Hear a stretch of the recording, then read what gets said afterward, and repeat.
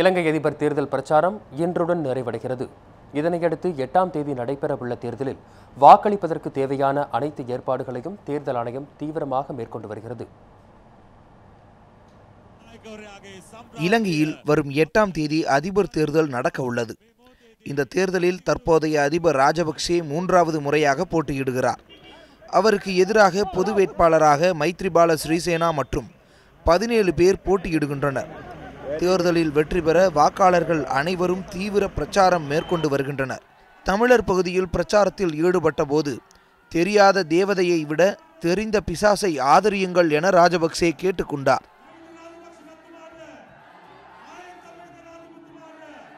யார் யார் இந்த பாக்கம் போனலும் நான் உங்கள் பாக்கம் தான். அரசியல் வேறு, அபிவிருத்தி வேறு.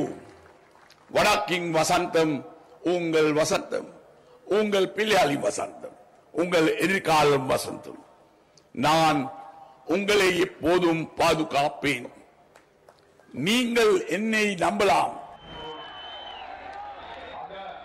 இதனிடையே மட்டக்களப்பில் பிரச்சாரத்தில் ஈடுபட்டிருந்த எதிர்க்கட்சிகளின் பொது வேட்பாளர் மைத்ரிபால சிறிசேனா மீது துப்பாக்கிச்சூடு நடத்தப்பட்டுள்ளது.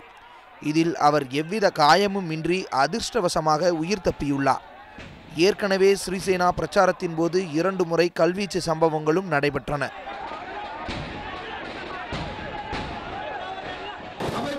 சிறிசேனாவுக்கு ஆதரவாக தமிழ் தேசிய கூட்டமைப்பு, இலங்கை முஸ்லிம் காங்கிரஸ், யாழ் பல்கலைக்கழக ஆசிரியர் கூட்டமைப்பு உள்ளிட்ட 53 அமைப்புகள் வாக்கு சேகரித்து வருகின்றன.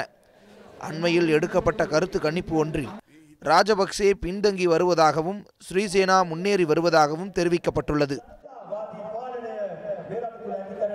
மைத்ரிபால சிறிசேனா வருவார், ஆட்சி மாறி விட்டது, வடகிழக்கு மக்களுக்கு அள்ளி தருவார், தங்க தட்டி தருவார் என்று நான் கூறவில்லை, நான் கூறவும் மாட்டேன். ஆனால் இந்த கொடுமை செய்த, அட்டூழியம் செய்த இன வரியனை இந்த மண்ணில் இருந்து துரத்த வேண்டும் என்பதற்காக நான் வாக்களிக்கப் போகிறேன். இதுதான் உண்மை. இதற்கிடையில் அதிபர் தேர்தல் பிரச்சாரம் இன்று நள்ளிரவு 12 மணியுடன் நிறைவடைய உள்ளதாக அந்நாட்டு தேர்தல் ஆணையம் தெரிவித்துள்ளது. தேர்தலை சுமூகமாக நடத்துவதற்கு தேவையான அனைத்து ஏற்பாடுகளும் செய்யப்பட்டிருப்பதாகவும் ஆணையம் கூறியுள்ளது. மோகன், நியூஸ் 7 தமிழ் செய்தி பிரிவு.